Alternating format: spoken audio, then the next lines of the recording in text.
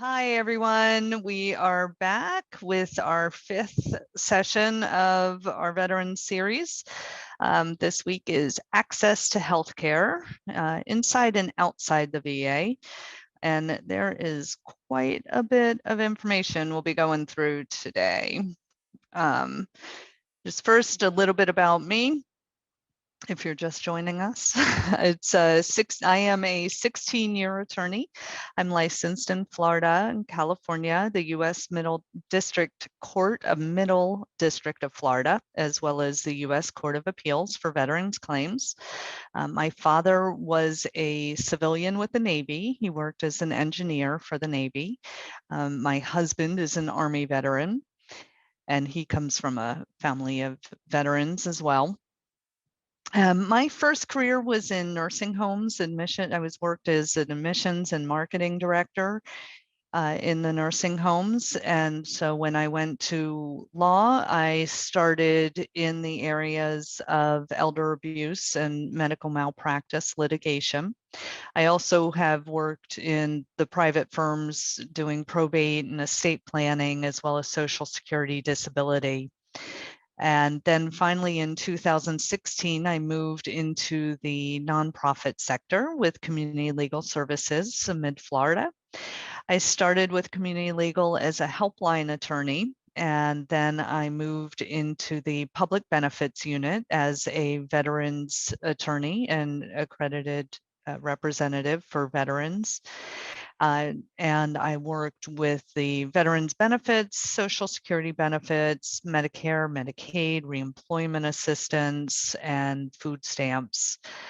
I continue in that role, but now I am also the manager of the unit, of the public benefits unit and the Veterans Advocacy Project. I sit on the Orlando City Mayor's Veterans Advisory Council, and thank you to the council so that we can be here today. We wouldn't be without their help. And then I also work with veterans who are homeless or at risk of homelessness through the Supportive Services for Veterans and Families, otherwise known as SSVF. And we provide holistic services to our SSVF veterans within the unit. And finally, I am the chairperson for the Central Florida Reentry Network's Veterans Subcommittee.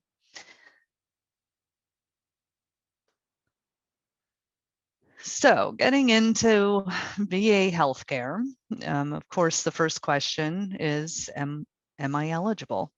So VA healthcare eligibility has a couple different options, actually.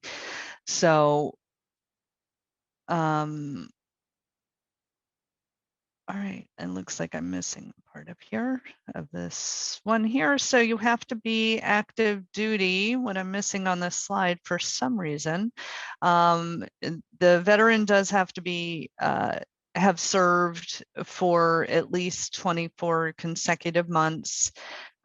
If they were enlisted after September 7th, 1980, or active duty, went into active duty after a date set in 1981. But it does have to be 24 consecutive months after those dates. And they do not consider active duty training to be active duty. If a person is in the reserves or National Guard, they would have had to have been called to duty and filled their entire time that they were called for.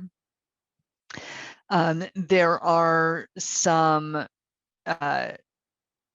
exceptions to the time rule, mainly if the person is service connected, disabled, then they have an exception to the 24 months.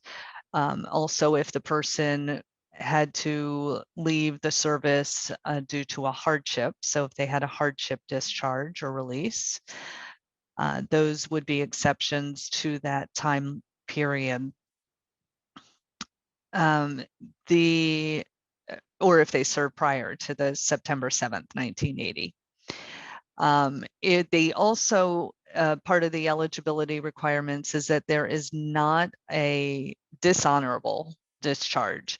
So the options, if there is a bad discharge, whether it be a bad conduct, a dishonorable, or even an other than honorable, the options are discharge upgrade or a character of service determination and appeal. There are priority groups. So there are different priority groups that are set. It works out to, in the end, to be, I think it's 8 different priority groups. A person who falls into one of these priorities can get enhanced eligibility and more likely to get benefits for healthcare. So those include receiving service-connected disability benefits. If the person is discharged for a disability that is service-connected, that may not be compensated. So the first one where they are compensated, the second one where it's service-connected, but they're not getting compensation. If they were recently discharged as a combat veteran, if they receive a VA pension, former prisoner of war, or if they have a Purple Heart or Medal of Honor. If the veteran receives or qualifies for Medicaid, served in the Vietnam era, served in Southwest Asia between August of 1990 and November of 1998. Or if they served at least 30 days at Camp Lejeune between August 1st, 1953 and December 31st, 1987. Now, most of these, as you can tell, are service-connected based for how people can get their healthcare benefits. But there, of course, are people who do not fall into any of these categories and do not have service-connected disabilities. So they are not out of the question. They still can apply for VA healthcare eligibility based on the income. So each county in each state has their own cap of how much income a veteran can have coming into the household before they can get the benefits. In the Orange, Seminole, and Osceola counties, they have set veterans their income has to be no more than $44,825. And as you can see, it goes up from there, depending on how many dependents they have. So a spouse or children would each count as dependents and would increase the maximum amount of income that they could have before they're not eligible for the VA healthcare. There is a chart on the va.gov website. It does go up to 8 dependents. So it's something to check out, or at least there's a link to the chart on there. So once a person becomes eligible, the question is, what is covered? It's quite a lot, actually. So we've got preventative care services. That includes health exams, which also include gender-specific exams, health and nutrition education, immunizations, counseling on genetic diseases, routine eye exams and preventative tests, and that may include eyeglasses or services for people who are blind or need low vision rehabilitation.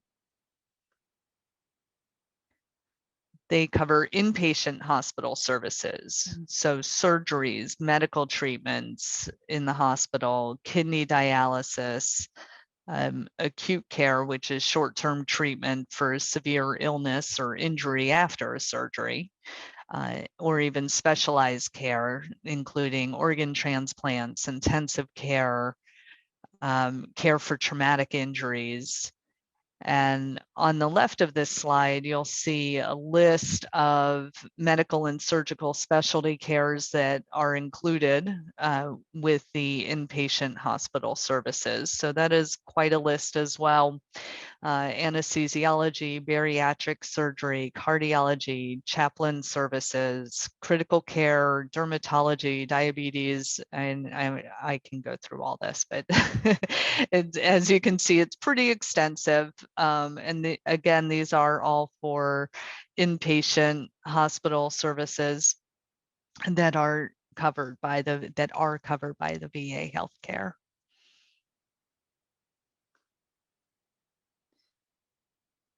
Also, what is covered are urgent care services and emergency services. So the urgent care services, some of the VA health facilities will provide urgent care services, but if they do not, and there's not one near them and you need care quicker, then you can go to an urgent care within the VA contracting network. That includes walk-in retail health clinics or urgent care facilities, but they do have to be contracted in with the VA. There is, again, a link on the VA website, va.gov, that where you can search and find an urgent care near you or a retail health clinic near you that is contracted with the VA. You just want to make sure to tell them when you get there that you are using the VA urgent care benefit. And you do have to be enrolled in the VA healthcare to be able to have the urgent care covered. And you also have to have received VA healthcare within the past 24 months of the visit to the urgent care. For emergency services, it's a veteran can always go to the VA medical center, a hospital, or a clinic. And of course, the VA, as well as any healthcare provider, will advise to call 911 if it's really an emergency and life-threatening. The VA can pay emergency care costs at a non-VA medical center. So if it is an emergency and you have to go to a closer hospital, you can't make it to the medical center, it's okay. They will cover that as well, or should cover that as well. Some of the things that are that they look for are that the veteran who receives the emergency treatment is getting treated for service-connected issue, or the veteran is permanently and totally disabled, or that they are participating in a vocational rehabilitation program and they need the emergency treatment to return to the program. Those are all situations where you're eligible for the emergency treatment. The veteran in the voc rehab program would be treated for any condition. Actually, all of them. As long as it's an emergency. But the other criteria is that the emergency was truly an emergency. And they look at it as the veteran or any other layperson without medical training would reasonably believe that a delay in seeking immediate medical attention would have caused their life or health to be placed in jeopardy. And also, to have the coverage, what they look at as well is all of the following elements. So they want to make sure that care was covered in an emergency hospital setting. The emergency was of a nature that the belief of delay, as I just discussed, that would reasonably believe that the delay would cause life-threatening circumstances, can cause a life or health to be placed in jeopardy, that a VA medical facility or another federal facility was not reasonably available to provide the care, whether it be too far or it just didn't have the facilities to provide the services that were required on the emergency basis. That the veteran is enrolled in healthcare and has received care within the past 24 months before the emergency care, and that the veteran is financially liable to the provider of the emergency treatment.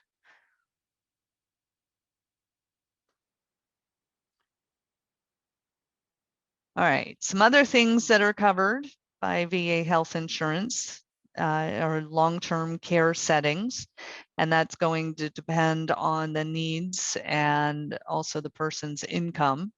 And these would include nursing homes, assisted living centers, private homes, like a group home type of situation, an adult daycare center, or even if the veteran wants to stay at home, there are services that may be covered as well. Again, it's going to depend on the needs and the income. And all of these are going to be dependent on the space in the actual program that's needed.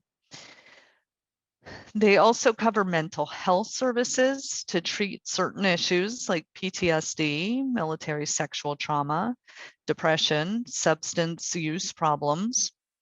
There are ancillary services that may be covered, like tests for diagnosis purposes.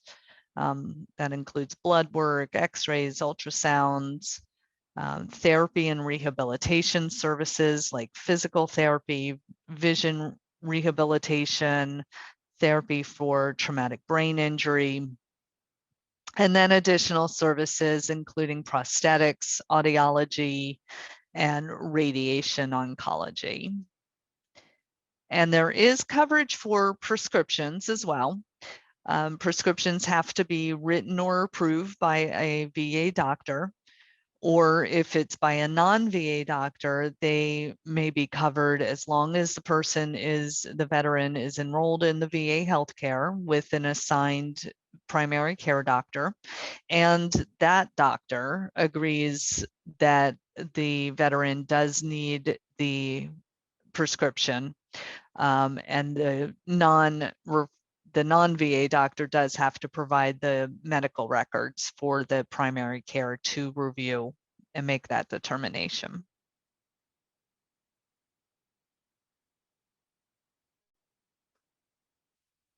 All right, are there any questions so far? Nothing in the No? chat. Okay, thank you. All right, so there also are non-medical services like beneficiary travel benefits, caregiver support, veterans transportation services. The beneficiary travel program pays veterans for their miles and other travel expenses to and from approved healthcare appointments.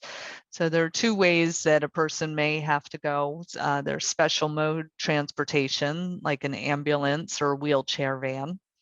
And the veteran would have to show that they were traveling for care at a VA facility or an approved VA care facility, and that they have to be eligible for the general health care travel reimbursement, and the VA healthcare provider must determine the medical condition requires the ambulance or wheelchair van, and that travel has been pre-approved for or it is an emergency situation. And the general healthcare travel, as I just mentioned, they have to be eligible for special mode transportation. The general healthcare would include travel by car, plane, train, bus, taxi, light rails, whatever is necessary to be able to get care at a VA facility or approved care. Say there's a doctor's appointment, that kind of thing. Doesn't need a special transportation. And the veteran does have to have at least one a 30% rating or higher. They have to, or traveling for treatment due to a service-connected condition, or their income is below the maximum annual VA pension rate, or they are traveling for a compensation and pension exam, which is required for benefit claims. If they are traveling to get a service dog, or they can't afford to pay for travel, there are VA guidelines on that, a little that get a little more specific. But as long as they fall into one of those categories, the veteran can get the general healthcare travel. And for caregivers, there are some benefits as well through VA healthcare, but they come under the program of comprehensive assistance for family caregivers. So one of the things would be for travel that they would pay for, and they may have help with travel. They may get a stipend for being a caregiver. There are also other services like a respite so that the caregiver can have a break, and support groups and things of that nature. So there are veteran eligibility requirements as well as caregiver eligibility requirements to be a part of this program. The veteran must have a disability rating of 70% or more, and that can be a combined rating. And then there are these additional requirements that they are a veteran or a member of armed forces, looking at medical discharge, that the individual has had a serious injury that was service connected. The individual is in need of in-person care for a minimum of 6 continuous months due to inability to perform activities of daily living or a need for supervision, protection, or instruction. And it is in the best interest of the individual to participate in the program as well. Personal services that would be provided by the family caregiver would not simultaneously be provided through another individual or entity. The individual requires care at home, and that there's ongoing care from the VA as well. The family caregiver, their eligibility requirements are not nearly as long or detailed, but they do have to be over 18 and a spouse, son, daughter, a child or a parent or extended family member, or someone who lives with the veteran full time to be able to be designated as a family caregiver. And there would be some caregiver education and training from the VA. So they would be assessed for that, and to make sure that they complete that, can complete, and that they do complete that.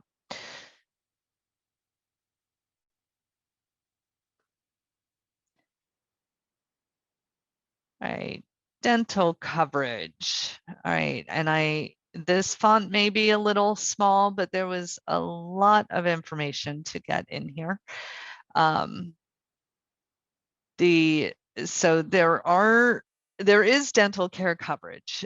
There are very specific people who can get the dental care coverage, and even then it may be very limited on what they can get. So the VA has determined different classes where the people will fall, the veterans would fall for the dental care. If they are service connected for dental disability and they're compensated for it, they fall into a different class than a person who has something dental that is determined to be service connected, but it is not being compensated. Maybe it's a 0% rating because there was nothing continuing with it, but it initially. But the person who is getting compensated, they do get any needed dental care. If they're not being compensated, they do get any needed dental care, but they also get a working set of teeth. They want to make sure that they do have that. And then the other possibility is class 3. If it's a service connected disability that's caused by a dental condition that started or worsened. I'm sorry, if the service-connected condition causes the dental condition to start or worsen. So it could be something non-dental that causes the dental condition to begin or get worse. Then that veteran would get dental care to treat the oral conditions, but it has to be whatever that is that's making the dental condition worse. Former prisoners of war get any needed dental care. If they are total and permanently 100% rated, any needed dental care. Served active duty for 90 or more days in the Persian Gulf War era, they get one-time dental care as long as they did not have a dishonorable discharge. And they applied for dental care within 180 days of discharge. But also the DD-214 has to show that there was not a complete dental exam or they did not get all of their needed dental treatment on exit and release. There is a Veterans Readiness and Employment Program that may make the veteran eligible if the dental care is needed to be able to continue in the program or to be admitted to the program. Dental care for a dental issue that's making a health condition harder to treat. So going the other way now, then they can get treated for that dental issue. If they are signed up to get care through the Homeless Veterans Dental Program, then they can get a one-time course of dental treatment. As long as it's needed to relieve pain, get a job, or to treat gum infections. And then finally, currently getting inpatient care in a hospital, nursing home, assisted living in inpatient setting, then they would get, they are in the classified as an inpatient status, and they would get the dental care that they need as determined by their healthcare provider. Marissa, we do have a question if you have Yes, good timing, yes. Can you give an example of an activity of daily living? Yes, bathing, cooking, dressing, toileting, anything that we do in our day-to-day life, like those types of activities. So there's several like that. Those are, and I know there's more and I'm blanking, but hopefully that gives you an understanding of what that means. Yep, we got a thank you back in response. Okay, thank you. All right. So with all this said, all these different coverages and possibilities of coverages, there may still be copayments. So just like any insurance, there can be copayments for the VA healthcare. So get this video started that'll explain how the copays work. At VA, some veterans are asked to pay a copayment when they receive care. By law, veterans are charged copayments for 3 main reasons. Their care is not related to a service-connected illness or injury. Their income exceeds a certain threshold, or their income information is not available. However, Some veterans and types of services are exempt from copayments, including veterans who receive care for a service-connected condition or who may be catastrophically disabled. Paying copayments on time helps people avoid late charges, debt accumulation, and being referred for collections. Veterans can pay in person, by phone, online, or by mail. After 90 days of no payment, VA may begin offset of VA benefits, such as disability or pension. After 120 days, the Department of Treasury may offset Social Security, any other federal payments, or wage garnishment. At that point, VA is unable to provide debt assistance. VA offers several options to assist with copayment debts. Veterans can dispute the debt, set up a repayment plan, request a waiver, write-off, or compromise, or request a hardship determination. To see if these options may be available, veterans can contact the Facility Revenue Office, the Health Administration Service Office, or a patient advocate at their local VA medical facility. Call the number on their billing statement or call 1-866-400-1238 to speak with a billing specialist.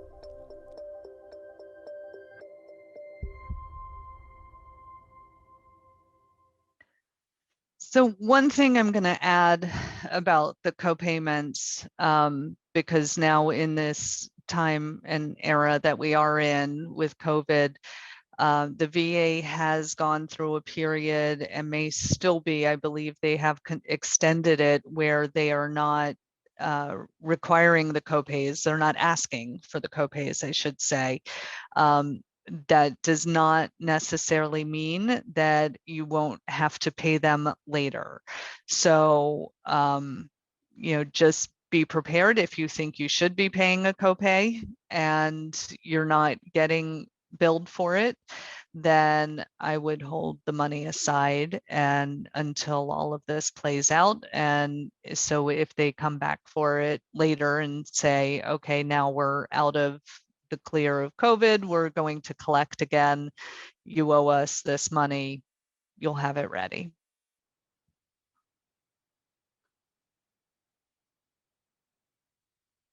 All right, so how to apply for the VA healthcare. There are 5 ways. They do have an application online that you can use at va.gov/healthcare. You can call their healthcare hotline at 877-222-8387, which actually spells out vets. Or you can apply by mail or in person. Just need to fill out the form 1010EZ. Or you can go to an accredited representative or VSO. They can help with this as well if you need that assistance. But you should have, whenever you do go to do this, what you should have ready with you are Social Security numbers, your discharge papers, at least the DD-214. If you have any other insurance coverage, you should have those cards and numbers available. And I'll talk about why in just a little bit.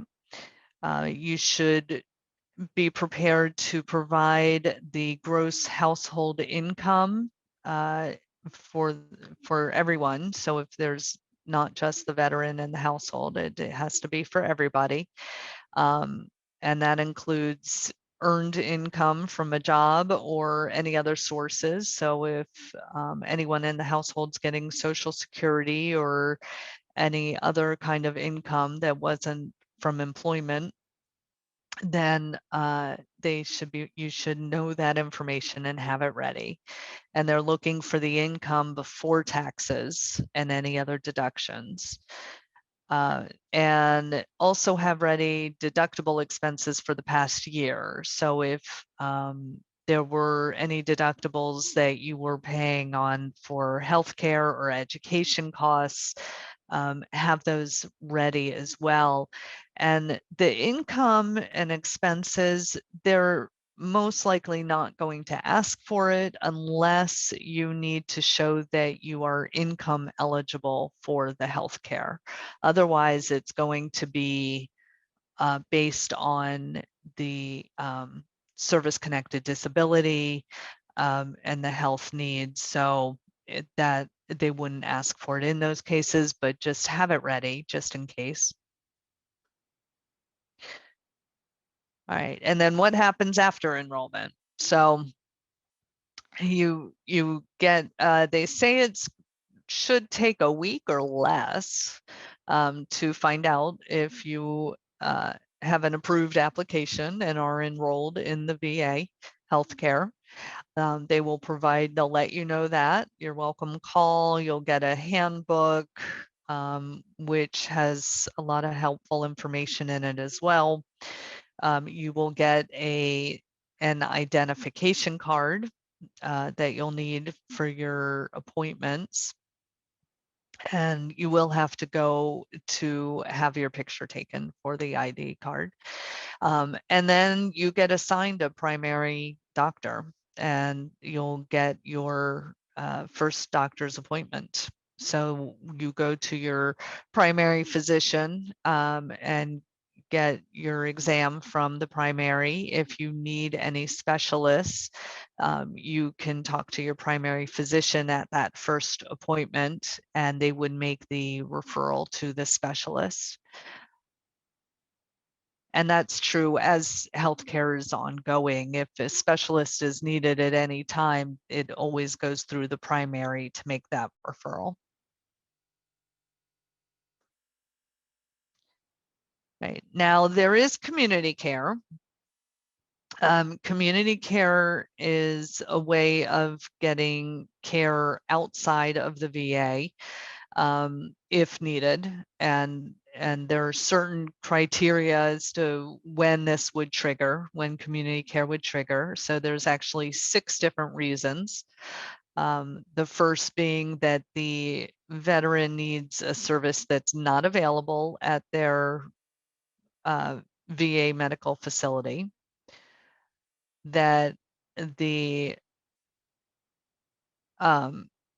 I'm sorry. So for an example, they do have an example for us. If you're a female veteran and need maternity care, and the VA doesn't provide maternity care, then you would be eligible for community care to be referred to a doctor to provide that service. Another reason would be if you are living in a US state or territory that does not have a full service VA medical center.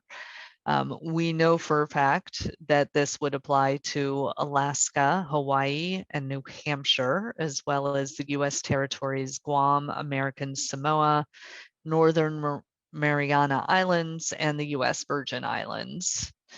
So they do not have full service VA medical facilities there. So in those cases, they could go to an outside provider through community care services. Number 3 is that the veteran qualifies under the grandfather provision related to distance eligibility.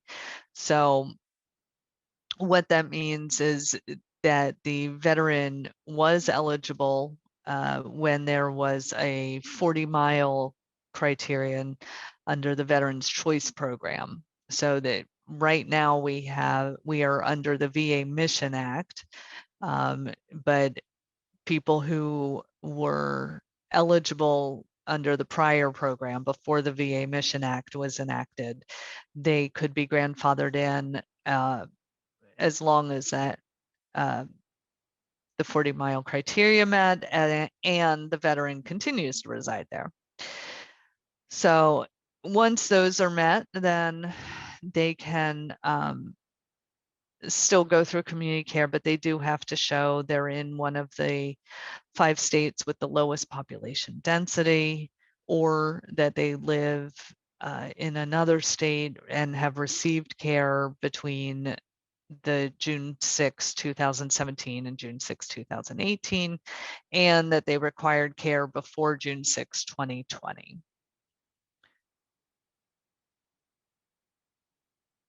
So I think this example helps a lot. So if you are a veteran who has lived in Kansas since 2012 and your home is 41 miles distance driving to the nearest VA medical facility with full-time primary care services, then, and you received VA care between the dates that I just mentioned, then you would be eligible for the community care until June 6, 2020. So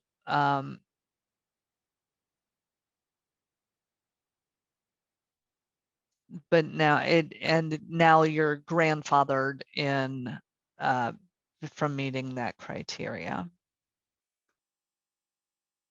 So number 4, VA cannot provide care within certain designated access standards.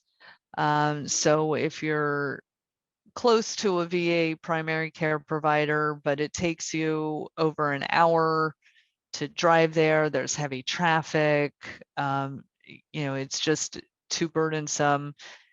You know, I think people in Orlando might be able to say that getting to Lake Nona, or if you're in a surrounding county, to have to get on a toll road or a highway to be able to get there. It's an argument that can be made if you can, and probably depends on what it is that you need as well, whether community care will cover you outside of the facility. If it is in the veteran's best medical interest, so if there is a specialist that is more experienced in what your needs are, who is outside of the VA, and you can show that you live closer to that person, that they have the experience in what your needs are, your primary physician agrees that this would be somebody to see, then you could go to that provider. And similarly, if the VA service line does not meet certain quality standards, so a situation that would be an example like they have, if the VA identified that the cardiology service line at the local VA facility wasn't meeting the VA qualities of and standards, quality standards, then you may be able to go out to the community. It's a difficult criteria to meet, though, to show that they weren't meeting the quality standards.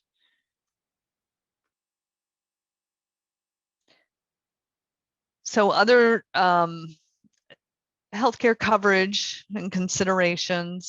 So the VA healthcare can be used with other forms of healthcare. So private insurance, Medicare, Medicaid, TRICARE. You do have to provide this information, as I mentioned before, and provide that to the VA if you have other care or if you're covered under somebody else's insurance. So if you have a spouse who's working, you're covered under the spouse's healthcare plan, then you need to let them know that as well.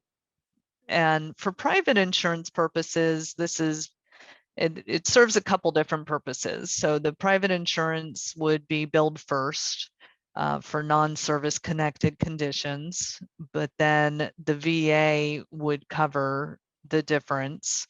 And then there still may be a copay, even with the VA covering things that are not covered or partially covered from the private insurance. The VA still may have a copay for that, so be aware of that. The private insurance also pays for VA non-service connected care.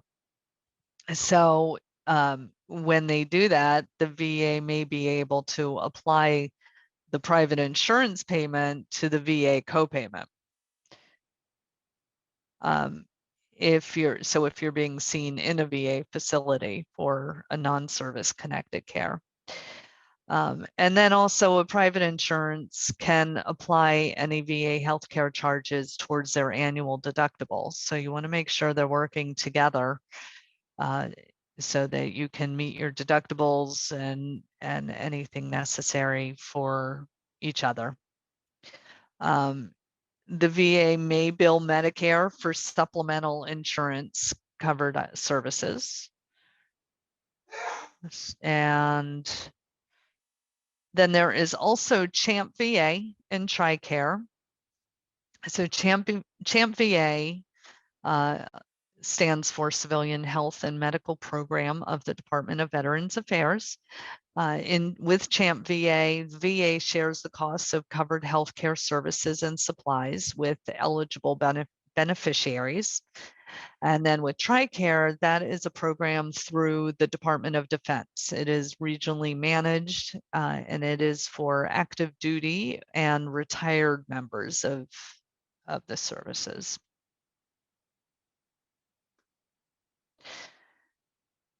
And family dependents and caregivers, they can get benefits as well.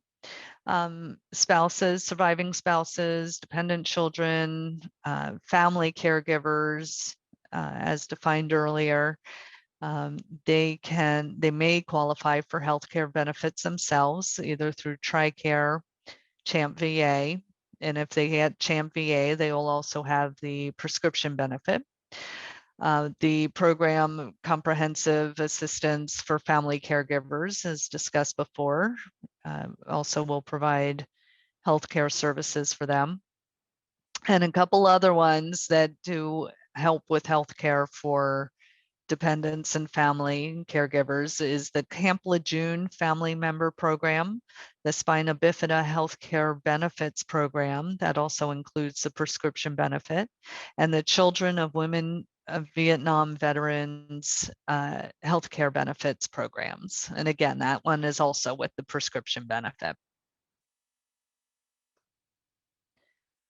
All right, any questions before I go on here? Nothing in the chat. Okay.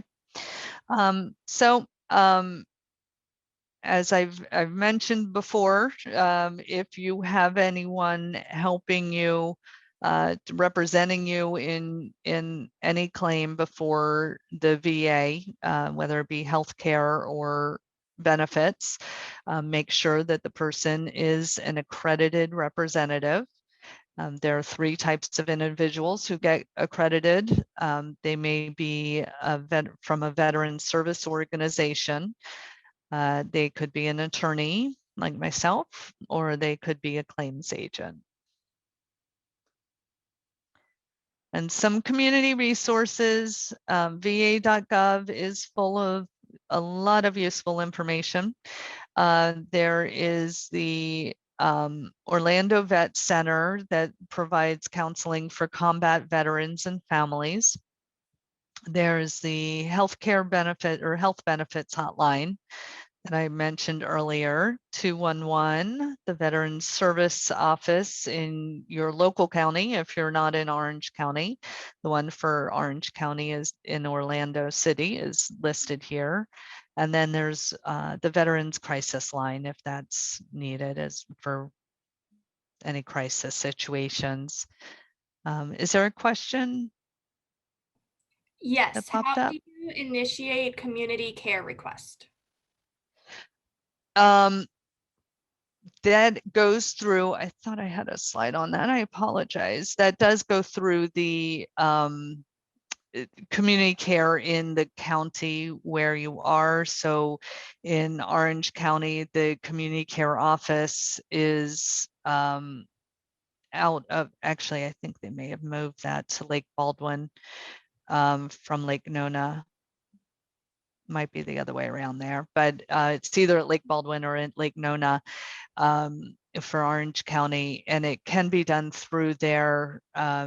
You can go by mail. Again, you can submit bills through mail or claims. I have, and actually, as I'm saying this, there was a video in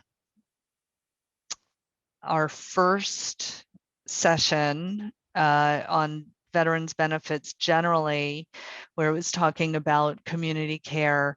I touched on it. There was a video in there that I believe went into a little more depth of how to make the claim.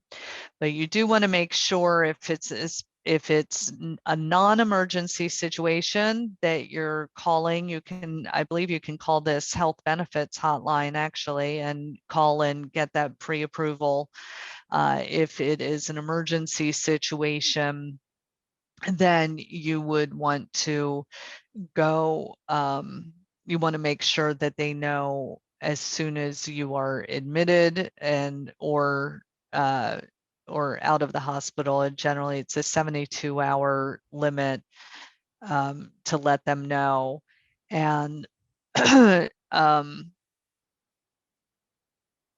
so there was, I'm sorry, I just blanked on what else I was going to say about that, but you do want to let them know. Oh, and then if it's a contracted facility, you just tell them so they will know where to make the claim. Like if it's an urgent care and you want to let them know right away you're doing it under community care so they can send it to the right place.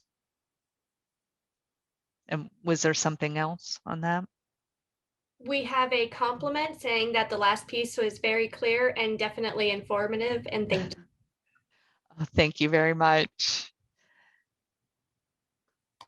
And well, before I end it though, I have to say we can also help with your veterans benefits and healthcare benefits needs, as well as other areas of law if you need them, because we are a full service civil legal aid law firm. Our mission is to promote equal access to justice. Our primary clientele are individuals who are low income and could not otherwise afford representation and assistance that like what we provide. We have approximately, or over, I should say, 20,000 people in Central Florida who call our helpline alone. And but there are nearly 1 million people in Central Florida who qualify for our services. And you can reach us through our helpline.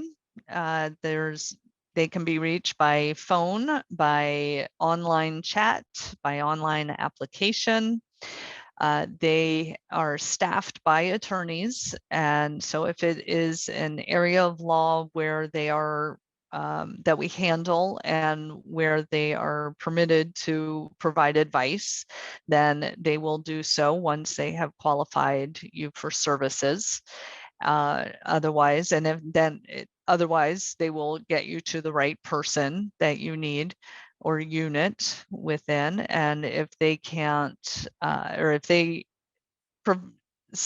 in some situations, they can go beyond the advice that they give and get you with one of our units to provide additional services as well. And thank you for joining us. If you have missed any of the previous recordings, please go to the link that has been sent out. And if we need that again, we will send out one with this link as well. But we do have a playlist on our YouTube page where you can watch any of the previous sections.